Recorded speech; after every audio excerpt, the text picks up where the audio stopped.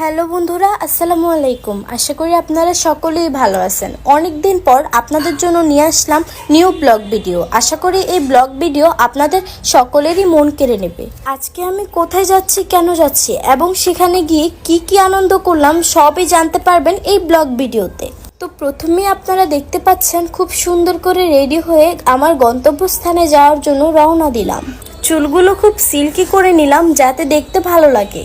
আজকে অনেক গরম পড়তেছিল, বাট দেখেন আমি যখন বের হচ্ছিলাম তখন কিন্তু আকাশ কিছুটা মেঘলা। আমি ঠান্ডা বা শীতল আবহাওয়া খুব পছন্দ করি। আচ্ছা, আপনারা কি আজকে কিছু লক্ষ্য করছেন? আমি কিন্তু আজ 3 পিস পরছি।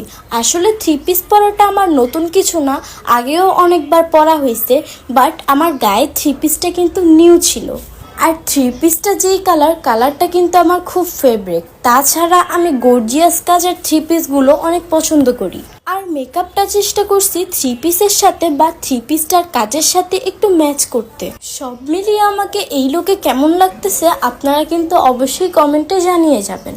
আচ্ছা, এবার আসছি আমরা মেন কথায়। আপনারা কি জানেন যে আজকে আমি কোথায় যাচ্ছি?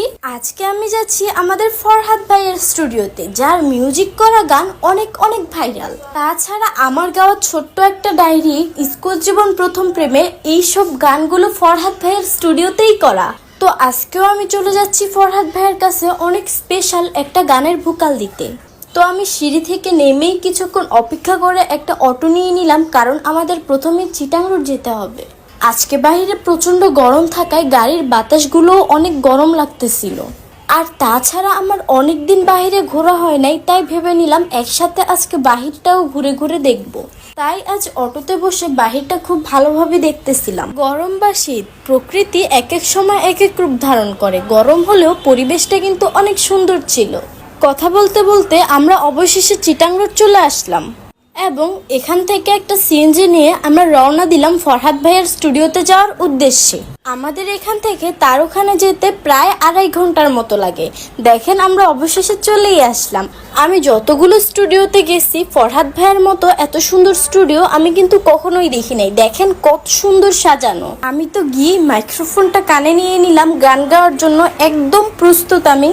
আর চারদিকটা বারবার দেখতেছিলাম, কারণ অনেক ভালো লাগে আমার কাছে এই স্টুডিও।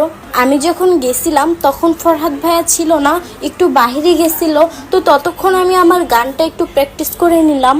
এর পাশেই একটা ছোট রুম ছিল, ওখানেই হচ্ছে গান গাওয়ার জায়গা। এই সিস্টেমটা আমার কাছে অনেক ভালো লাগে। যাক, আপনারা ওই যে দেখেন আমাদের ফরহাদ ভাইয়া বইসা আছে, সে খুব সিরিয়াস মোডে কাজ করে। যাক, সব মিলিয়ে আমাদের গানটা অনেক ভালো হয়েছে। তো এমন সুন্দর সুন্দর ভিডিও পেতে সবাই অবশ্যই পেজটি ফলো করে রাখবেন। সবাই ভালো থাকবেন, সুস্থ থাকবেন। আল্লাহ হাফেজ।